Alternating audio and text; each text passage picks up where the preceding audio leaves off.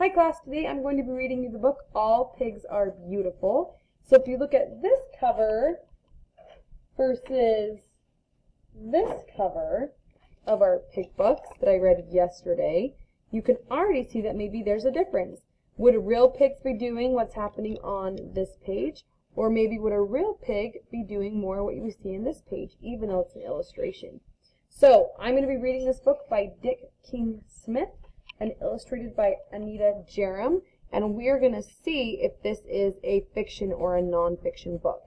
Now, it does have illustrations on the front cover, so the illustrations don't give it away right away about whether it's a fiction or non-fiction book, but let's see if the things inside of this book could really happen in real life or give us information, or let's see if it's maybe based on something imaginary. So it says there are little pigs and big pigs, pigs with long snouts and pigs with short snouts, pigs with ears that stick up and pigs with ears that flop down, but all pigs are beautiful.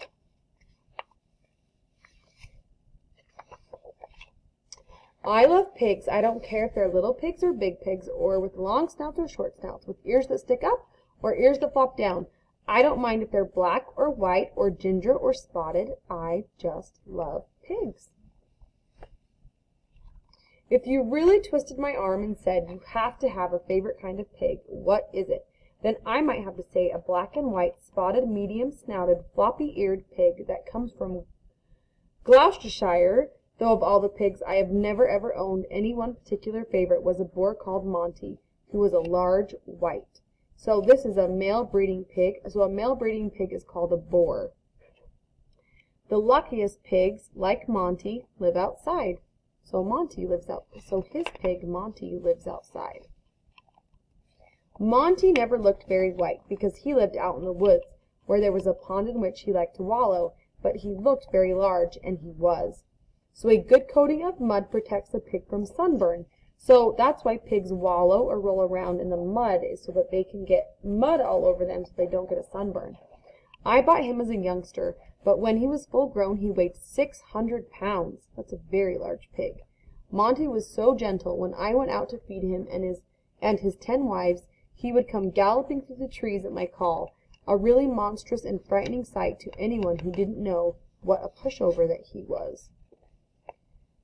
What he really loved once he finished his slop was to be scratched on the top of his head between his big ears, and it really affected him in the same way. A pig can eat everything that you can, and more besides. You couldn't digest grass and roots and tubers, for instance, but a pig can. So anything that people can eat, so can a piggy. His eyes with their long, pale lashes would close in ecstasy, and slowly his hindquarters would sink down until he was sitting on his bottom like a huge dog. Oh, this is lovely. You could almost hear him thinking, what more can a life offer? So far, this book, it seems like it's about events that really happened in life. This author, I think, Dick King-Smith, he had a pig, so this must be about him raising his pigs. Most pigs aren't so fussy. Just having their backs scratched is enough for them. They squirm with pleasure, and of course you have to talk to them. Pigs, like people, enjoy a good talk, so don't just stand there saying nothing. Piggy, piggy, piggy will do if you don't happen to know the piggy's name.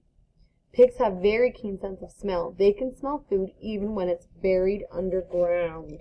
So you see this pig that's standing up looking for apples because he can smell the apples that little girl has. If I'm talking to a big fat sow and don't know what she's called, I usually call her mother or mommy. They like that. And a female breeding pig is called a sow. Sows who live outdoors build large nests of grass, sticks, and bracken in which they have their babies. A sow normally has between 8 and 12 piglets at one time. Each piglet chooses its own private teat and returns to it for every feeding. So each piglet has its very own spot where it drinks its mommy's milk, and they are the only ones that will drink there. Sows spend their lives having babies. Lots of them, and they take as good of care of them as your mom does of you. Well, almost. Trouble is, newborn piglets are so small that sometimes the sow or the mama pig lies down and squashes one. Your mother would never do that to you, I hope. Of course, while you're busy talking to pigs, telling them how wonderful their babies are, the pigs are talking back.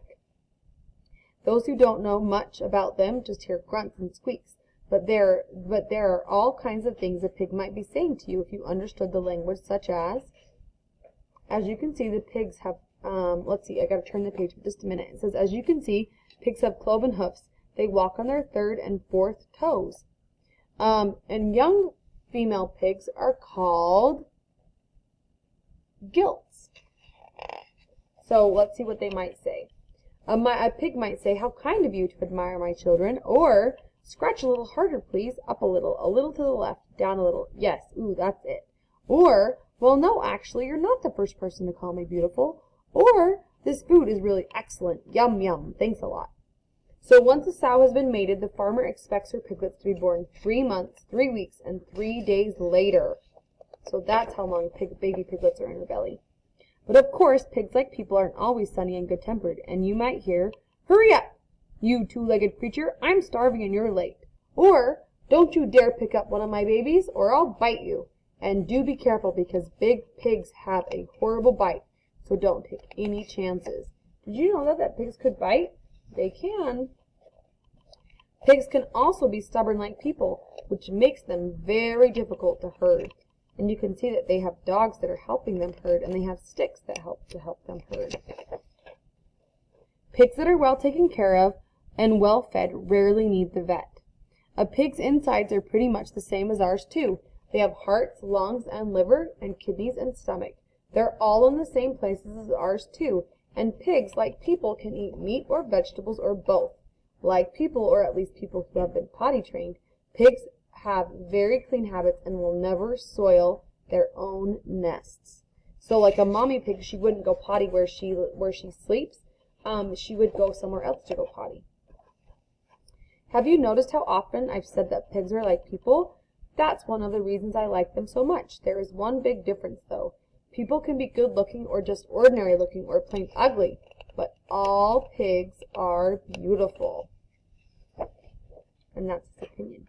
It says there are little pigs and big pigs, pigs with long snouts and pigs with short snouts, pigs with ears that stick up and pigs with ears that flop down, but all pigs are beautiful. So I want you to think, this is about a man's opinion or experiences raising pigs. So is this a fiction book or a non-fiction book?